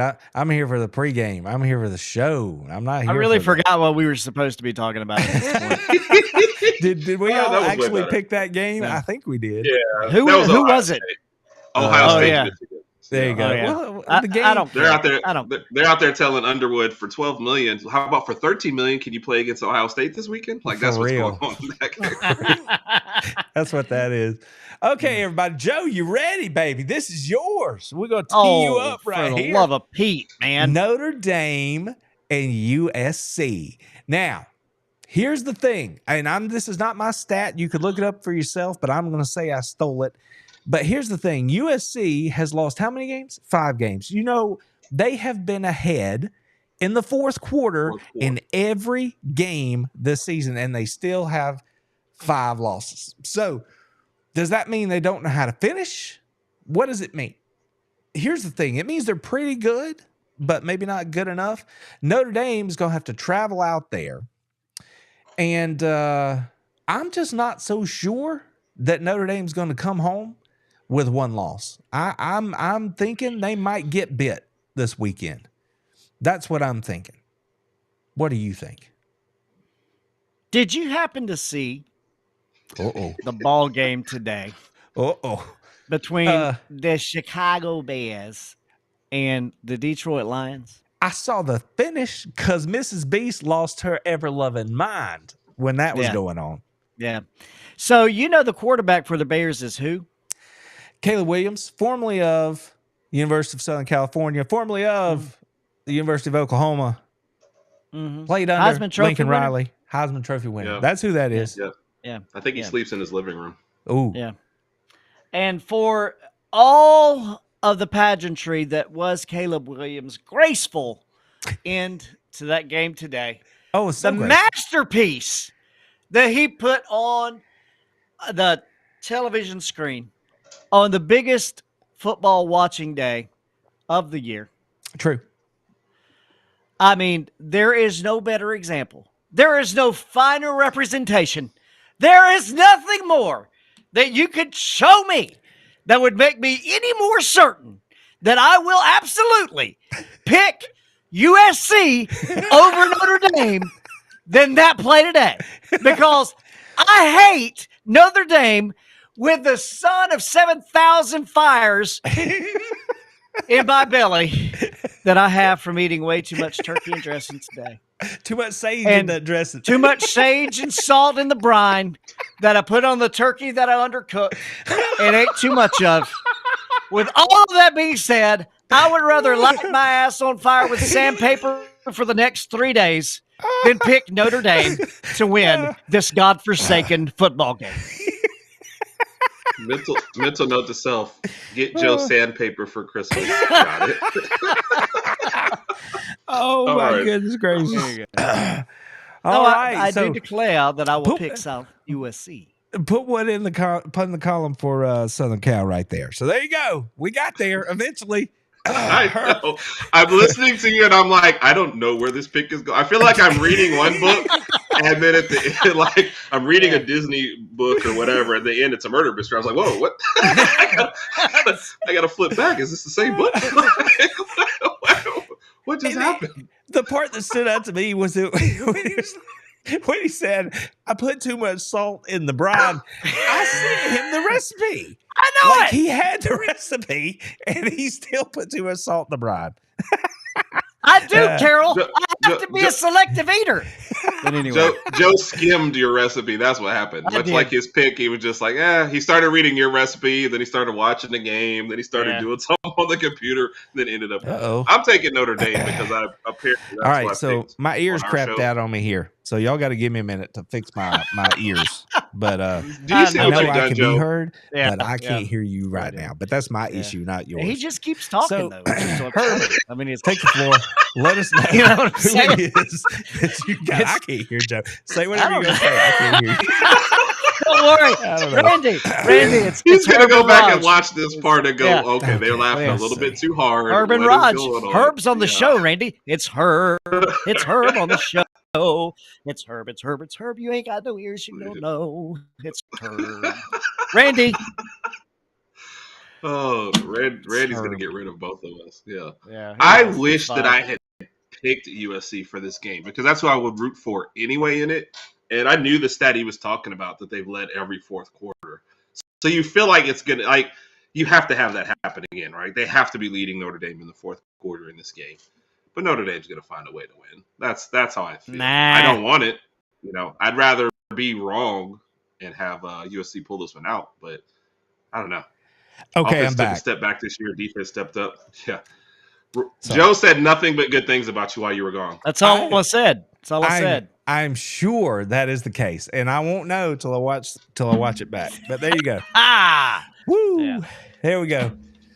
All right, hang on just a second. So Joe picked Southern Cal. Herb picked Southern Cal. Unfortunately, I picked Notre Dame. Notre Dame. Well, Unfortunately. I was gonna say you're the smart one here because I think I'm picking USC too. Give me the Trojans There you go. to screw it up for Notre Dame and make Herb and Raj or Raj and Raj or Raj and Herb or however y'all want to say it, make y'all real happy because if Notre Dame goes down, I'm not saying it's guaranteed, but it would certainly jiggle some things. You know what I mean? Yep. So Don't there talk you We go. about had a jiggling things on Notre Dame Thanksgiving. guy on the show. I don't know if you remember him. You know how mad he will be if they lose. They'll have 2 losses and Alabama gets in over them. Oh man, I'm telling you. See now, we just, got all the just hate last year, so I'm ready for it again. since this is Turkey Day, we're gonna put this on the screen. He cooked an 18-pound bird in 2 hours. Now, Harry, I'm just confused by your statement. how did I had an you- 18-pound bird and I cooked it in 3 hours and with freaking lasers, freaking man. lasers, man? That's what I'm Yeah. saying. I was wanting to put that on the screen. Maybe he cranked it up real high, a little high temperature there, a little hot heat. Dropping the grease, babe. See, I had a 22-pound bird or 23. It's big. But I got mine done in a little over, it was less than 4 hours. And it was good. So there you go. All right. Turkey Day talk done for at least for now until we get a good comment back. Oh, okay. Yes. Herb? No, what? I thought you were jumping in. No. I had already made my pick. You're good. Yeah. You're good. Got you. See, Yes. poor We had shit. a lot of extra time while you had no ears, so we got to get all of our stuff in. I laughed too hard and I caught my wire and I'm like, oh no, I think I ruined them. And then I got to feel it around back there, and I'm like, oh no, it came unplugged. That's all that happened. It's all good. Okay. It's all good. I didn't have to get new stuff. So there you go. Okay, let's move on now. Another one to maybe we should call this pick segment the put Alabama in the playoff segment. Because next up is Miami and Syracuse. And I'm telling you, this one's kind of like the A&M game all season. I haven't been saying it necessarily, but I've been watching what's going on up at Syracuse. Who's the number one quarterback in the country? Syracuse. The quarterback at Syracuse. That's right. Throwing for average yards per game. Yes, average yards per game. The kid that was at Ohio State last year, what's his name? Help me out. Nobody cares. Yeah, he is leading the nation in passing right now. His name is Kyle Nobody Cares.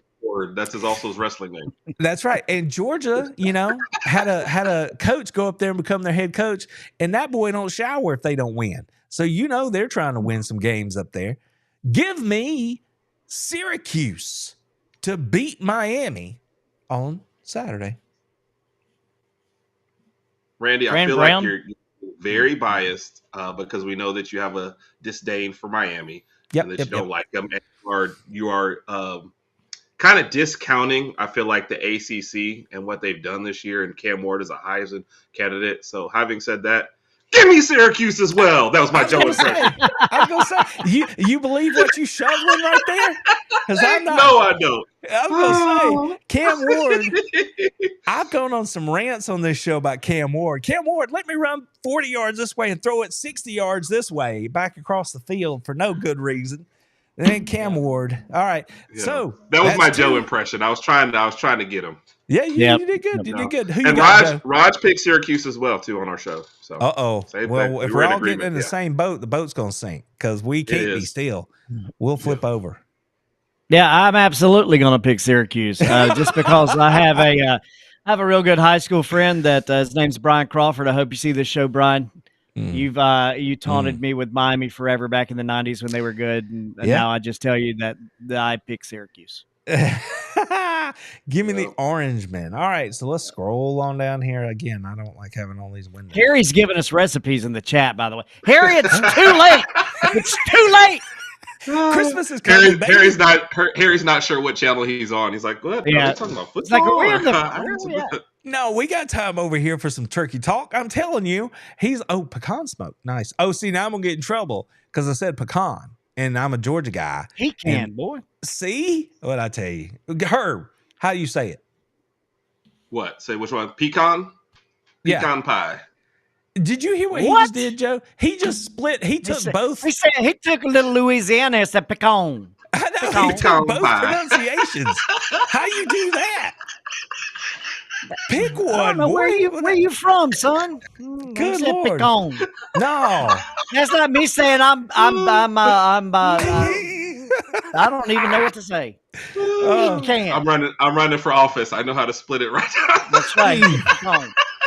I ain't never heard nothing like that in my life. I don't even know what you just said. In slow motion in Pico. Randy put you in a witness protection program, said Pico.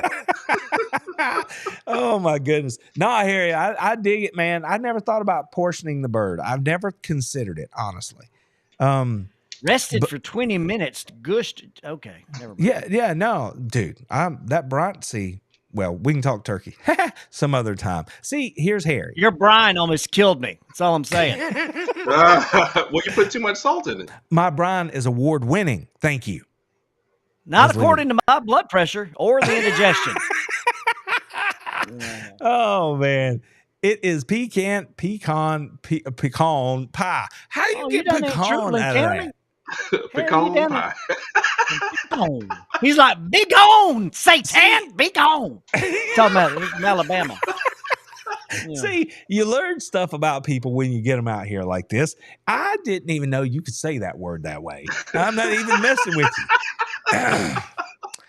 I know, Carol. See, this is how we grew up too. Pecan trees. See, I say pecan on AHN. Harry Legg, you down in Trutland County. You right here in my neighborhood, boy. You in my backyard. Where you at? That's good. Y'all should go, meet up, talk turkey, grill something on that new grill of yours, Joe. I got a big old smoker, 250 pound propane tank, 250-gallon propane tank on a trailer, smokestack. big Boy, it's a big old thing. Y'all like This it. is a big one. Sitting right next to some people call it RV. RV. It's a camper. All right. So now this one is just for old time's sake, Joe. We're gonna pick App State and Georgia Southern. App State, they were on the skids a little bit earlier this year. And Georgia Southern, they let me down once or twice along the way. I'm not sure how I feel about it. So I'm gonna hold my water for a minute and let y'all pick this one first. All right. Well, let me tell you, a lot of Georgia Southern Eagle fans around here. Oh, okay. Lord, here we go. Whole lot, boy, and they are proud. Wings up. That's what my guy says on the broadcast. They were play-by-play guy. Wings up, Eagle Nation. You're gonna get your ass handed to you by App State at home at 6:00. That's what's gonna happen. There were two teams. Oh, I'll wait. Go ahead, Herb.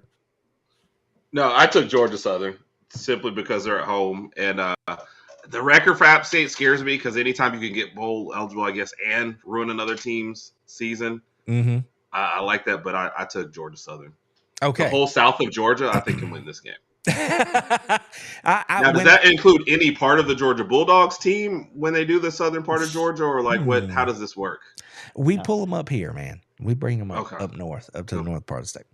When I used to be in the newsroom all the time, I had a fellow that I worked with who was Georgia Southern, true blue through and through all the time.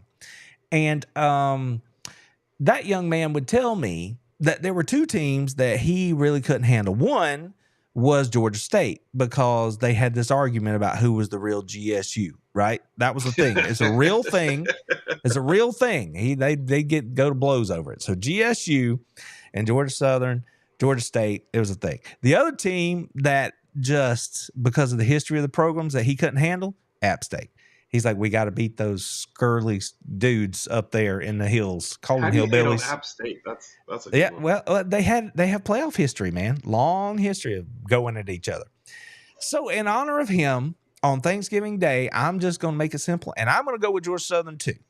Joe might be right, but I'm going to take the Eagles right here. I'm going in honor of him, make it clean that way. Okay, here we go. What do we got left, fellas? Not a lot. We're getting to the end. Washington and Oregon. This game last year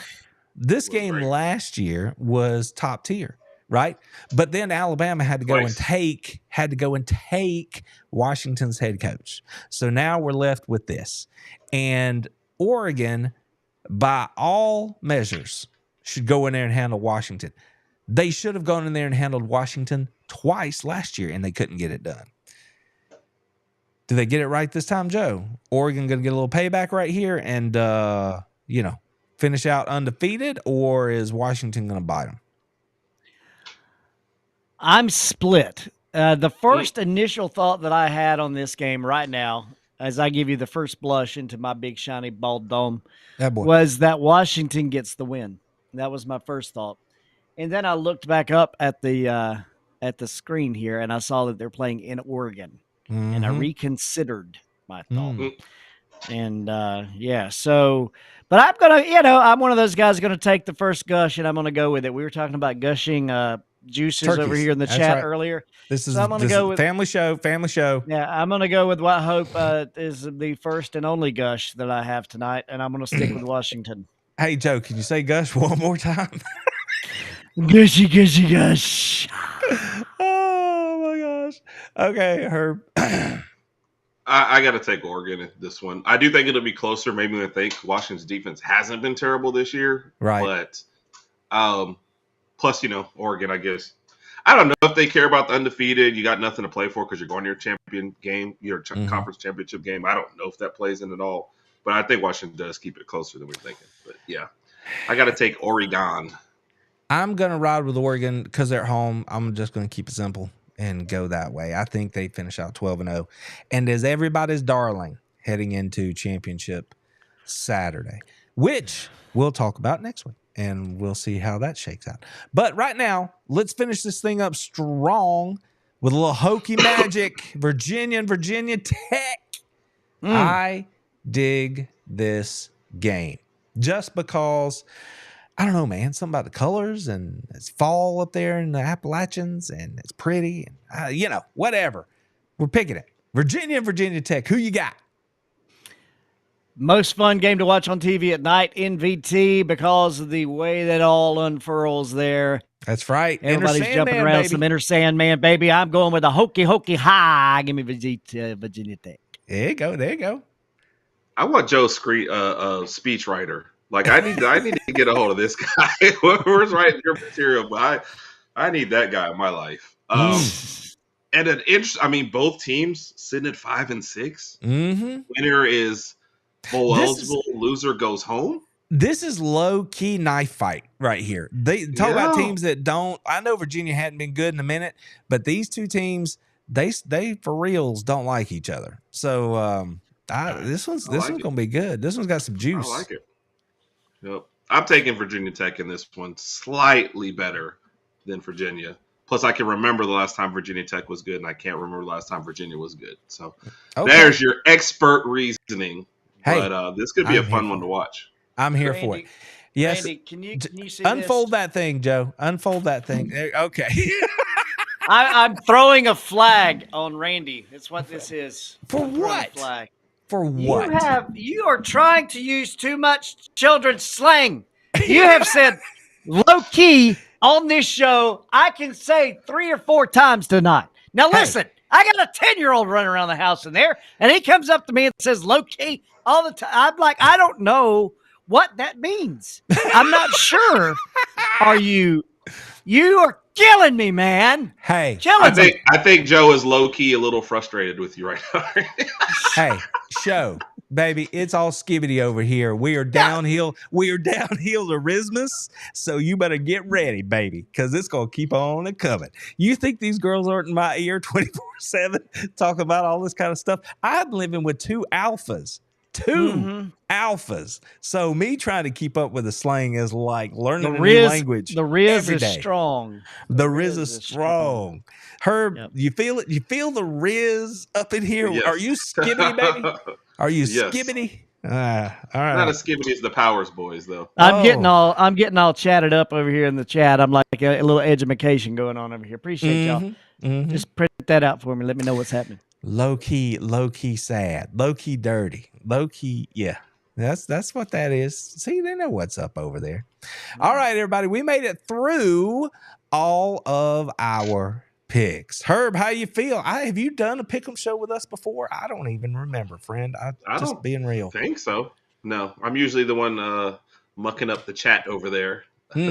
Okay. So it's on the record here. It's on the record. Now, if somehow or another, I have no clue who any of us picked. I'm being honest with you right now. I always have to go back and rewatch it to see who any of us picked. So I don't know who picked it, but if by some shake of the tail feather, you won the week, then we'll have to come up with something fun. I don't know. Maybe a mini silver or something. You don't get the big silver because you're not here for the long haul, but you might get the small silver or something. You mean this one? Oh, you thief. You thief. You're a thieving dog. The fact that he keeps flaunting it, too. I mean, it's strong. The Riz is strong. Carol in the chat, I'm a woman with no children, and I know what Loki is. Thanks, Carol. She's just throwing me under the bus here. Oh, see. Hey, y'all like my lights? Carol, killing them. Y'all like my lights back there? Yeah, I got to work on my decorations and stuff behind me now. So, dude, my oldest, the girls decorated the tree. They picked the colors this year, all the stuff. But I'm talking about that light on my shade light back there. I'm the one who bought the stuff. I'm the one who thought, this is cool. Look what it can do. And I had just fallen into a rhythm of, I'm doing it this way. And this week, I was asking her to help me set up everything before the show. So she's back there messing around with the buttons. She's like, ooh, Daddy, look. Changed the whole look of the thing. She made it like 100 times better back there, just simply because, she figured it out. Something I'd forgotten. So see, ask for help. Let the youth lead us because they know what's up a lot more than we do most of the time. This is true. Especially in my case, yeah. That's true. All right, everybody. Golly, we have kept people here almost 2 hours on Thanksgiving. So Jeremy in the chat giving them what's up. That's right. Tell them about it. Oh, Jeremy, I saw your message. It's been crazy this week. It's all in the works, brother. It's in the works. That's what I tell you. Joe's he's gonna come off the hip. He's gonna take care of that for you. It's all good. It's all good. Yeah, Joe just giving away gear, Herb. Do you know that? Joe just give away gear. Yeah. So if there's anything that you're like, hey, stuff Joe, that he's worn. No. Is that what kind of? No. I got this popcorn. If y'all want official merchandise from the SEC Powers Hour, I can do that. Yeah. You want official gear from? I'll sign this with Herb's name on it, and send it to y'all. I think I might have to create a shirt that is about this show, which currently doesn't exist. And if I do, it could very, very, very low key end up with a popcorn bucket on it, or some sort of Lane Kiffin spin. Get your popcorn, shows on the loose or something. I don't know. I'm taking suggestions. So hit me up in the inbox. Leave it in the comments. What should the shirt have on it? What should it say? We got to think about merch, baby. Yeah. Now I know that everybody needs clothes. Right, everybody needs clothes, so I'm going to offer. Not for all occasions. Not for all occasions. Family show. Of course, this boy that said, yes. He said, pecan, the clothes be gone. Pecan.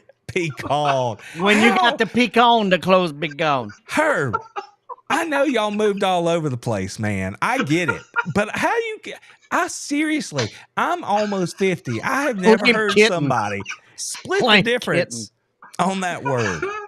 You know what it was? You caught me reading the chat when you asked me, so it was just like the first thing that came out of my mind. I have no idea. Was pecan? No pecan? Yes.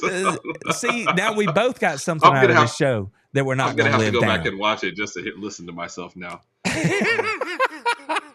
Joe's I'm actually happy because this is a debate that, this is the kind of stuff people should argue about at the Thanksgiving dinner table is how do you say the word pecan here in Georgia? Now, the three of us have managed to get 3 different pronunciations in one show, and that's pretty doggone hard to do, I think. So, that's why, we don't, I don't know. That you don't get that everywhere.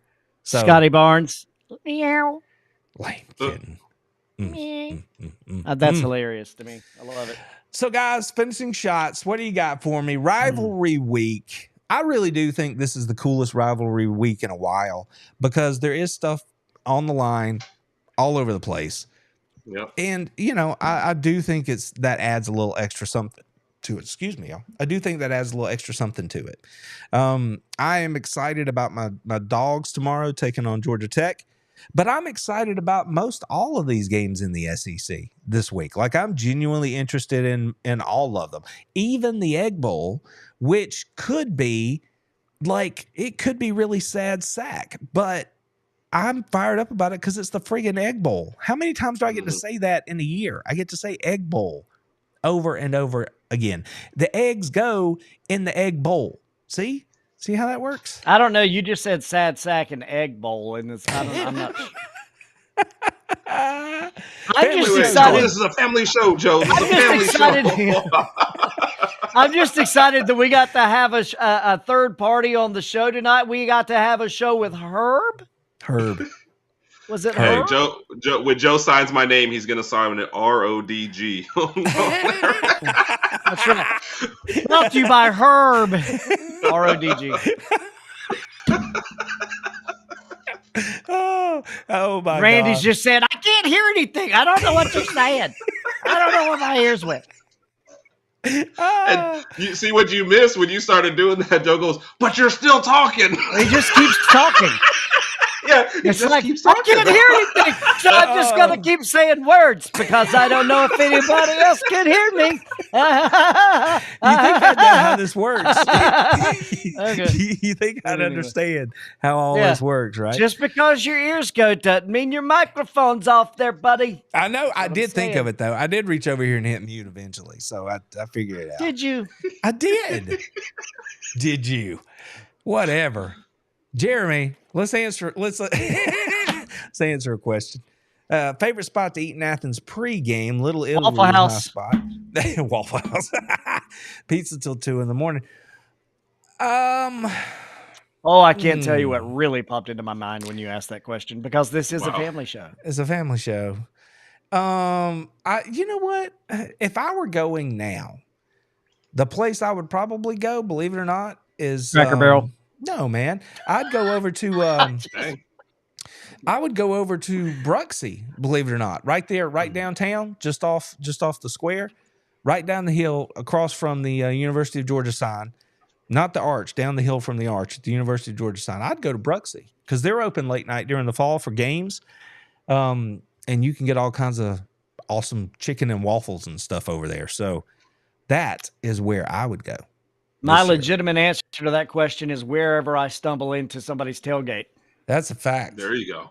That's a good answer, though. If you ever get a chance to go tailgating with Show, it's fun. It is fun because he will straight go up and make friends with just everybody, and then before you know it, you might be having a good old time. I know they treated y'all well out in Oklahoma last week, so that was cool. They did. I was happy to hear that. I'm trying to get to Athens next year, so yeah, they were nice. They were handing libations out left and right, even before you had finished the first one. The second one was already, and then the bartender also took care of you. So they made sure you had a good time at their tailgate. There you go. Nice. I'm digging it. I figured the Oklahoma people would be decent, but if they were winning, do you think they'd be as nice, or do you think they would be? Yeah. So after the game, we're walking away from the game, and first guy was. So the problem is our colors are so similar. So people don't realize they're talking trash until afterwards. Some guy was yelling something out the window. I go, wrong teams. Oh, sorry, man. When then we come up and there's a guy standing by his truck, and this lady runs up and hugs him. We did it. I said, I want a hug too. He's like, come on, man. So got a hug from him too. Raj wasn't in the hugging thing, so he just shook his hands like congrats. And he's like, come on in, man. They had rented an Airbnb right there. So come on in. Handed us 2 more libations and sent us on our way. So they were very, very nice even afterwards. So dig it. There you go. Sounds like fun. That is a good time. I appreciate everybody hanging out with us for real. We've been here almost 2 hours on a Thanksgiving night, and that's what you guys voted for. And I appreciate you showing up because we were just going to come and hang out and, let everything settle because we've had a busy day. And I hope y'all were able to laugh with us a little bit because I think we had a pretty good time tonight. Herb, I do appreciate you making time to join us because when I found out you were like, yeah, I'm free. I'm like, well, shoot, let's do this thing. So I'm happy that you sat in with us, y'all. Now, this Saturday, the games are going to shake out. CFP is going to do their thing, and then we're going to have championship weekend. So we're going to keep this train rolling. I know we don't have a full slate of games, but we're going to come in here, and we are going to – all right, hold on. Here we go. Bang. We are going to pick all the championship games. So we'll do that. A bowl game pick'em show is up for debate. If we do a bowl game pick'em show, we might have to go full ESPN on them and get multiple boxes, 4 people up in here. Maybe Herb and the other Raj. Maybe both of them are in here, or maybe we get some of our other friends up in here. You never know. But this is the show where, like I said, if we play Texas A&M in the championship game, you can get the skinny from the man himself, Andrew Monaco, come back on here with us, talk a little Texas A&M Georgia. That'd be cool. So just watch this space. I'll keep you guys up to date. Jeremy said, I'd sell a kidney. Oh, my good Lord. See, the thing about it, Jeremy, is if you live close, you don't have to tell us what you don't want to tell us here. But if you live close enough to just come for the tailgate, that's the trick, man. You come hang out at the tailgate, and then you kick it back home and get, comfort of your couch and the lower prices of your refrigerator. And there you go. But I'm trying to make it to Athens next year, though. Seriously. So, well, if I can't get to the game. See, here's the problem. I was trying to come to Alabama this year, and I thought I had it worked out. And because of the weekend and the way the other sports fall, I didn't realize it. But that time, I couldn't get it. It was blacked out because we were headed to the baseball playoffs, and you had the big weekend of college football, and they're like, we need you to do the thing. And I'm like, see, How am I supposed to go to the game? So if the mouse puts the game at the end of September, I'm probably not going to be able to make it for that same reason. But if they shift it a week or so, either way, then I can get there, and that would be cool. And we do it right, do it up good. But I don't know. We'll have to wait and see. Carol So said she's in the house. Another petition. That's what you're saying. We got to work on this. I got to work on it. I'm here to work on it. I'm trying to work on it. I just pulled off a crazy thing when it comes to time off. You guys, listen, everybody's got their own situations. I am extremely fortunate to be able to tell you that I don't have to go back to work until December 18th. So I'm thankful. Talk about being thankful. I am thankful this week. I don't have to do the day job for a minute. I get to create work. I don't have to, do the day job. I can create here, or I can maybe get hooked up with some of my other Georgia people and do some stuff with them. So watch this space. You never know. There could be some cool stuff coming down the road. All right, everybody. Friends, I feel like I would be doing this the wrong way if I didn't give you guys an opportunity here at the end of the show. It is Thanksgiving week. I'm going to open the floor and give you a chance to say any and everything that you guys are thankful for, happy for, grateful for, whatever. Herb, you're the guest here. You get to go first, man. Anything you want to let the people know, or just, share with the world your heart of gratitude? Man, specific to this, I'm going to say I'm thankful that I get to do a podcast with my brother, and that we've had such a good time doing it and enjoying it. And I'm thankful that it's led to meeting guys like you two, who've definitely been a positive influence. And honestly, just every time I'm around you guys, I have a good time. You guys are supportive. Even the person who either forgets my name or picks against my team every week, it is still a good time, and I love you both. And I'm definitely appreciative of you guys, and appreciate the chance to come on here, man, just talk some football. Nice. Show, man, you were out there doing the family stuff all over Lawrence County today. I know you got a big old heart, grateful for some stuff. Brother. I have traveled much of the middle Georgia area today, and I enjoy the fact that Herb got to be on the show with us today. I enjoy all the people in the chat always. And definitely for everybody. And of course, I love the fact I get to do this show with Randy because it keeps us connected. Just like you were saying there, Herb, it's a lot of fun.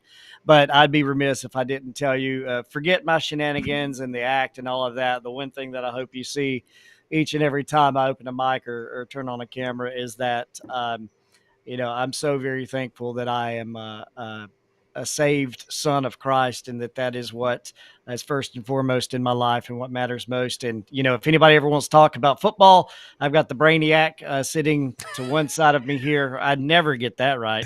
And if anybody has any questions about, the way I feel about my faith or Jesus Christ or what he's done to give us everlasting life, I'll be happy to answer those questions too.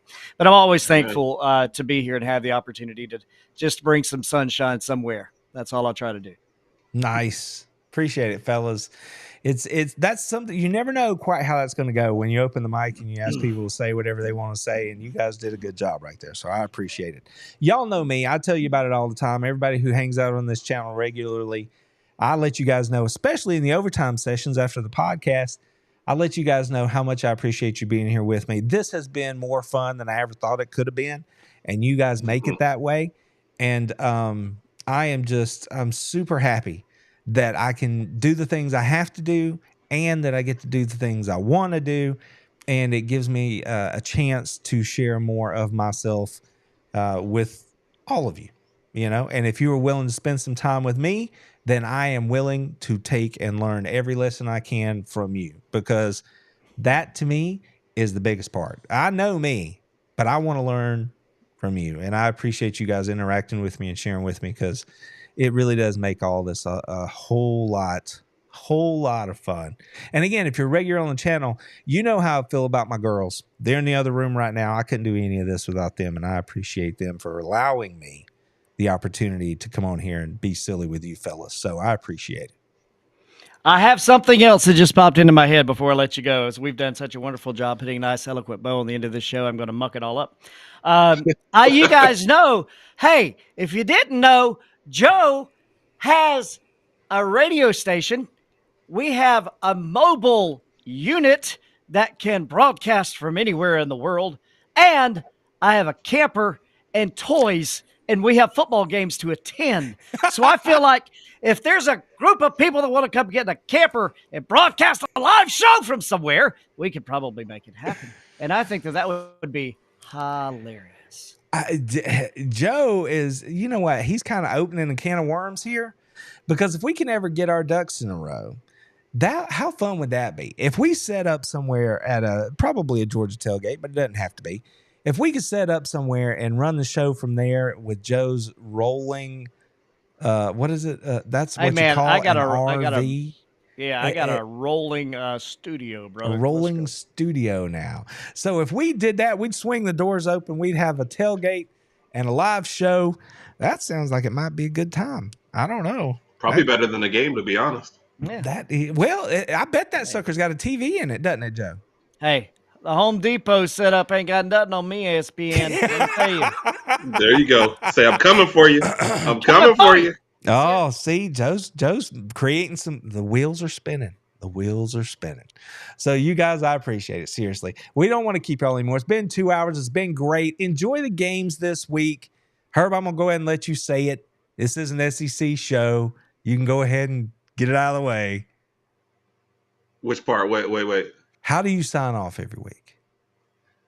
Oh, are you really on this? Okay. It's an SEC show, man. Everyone have a good night. And as always, roll Tide. Take care of yourselves. Enjoy the games. Thanks for being here. We'll see you next time. Go Dogs!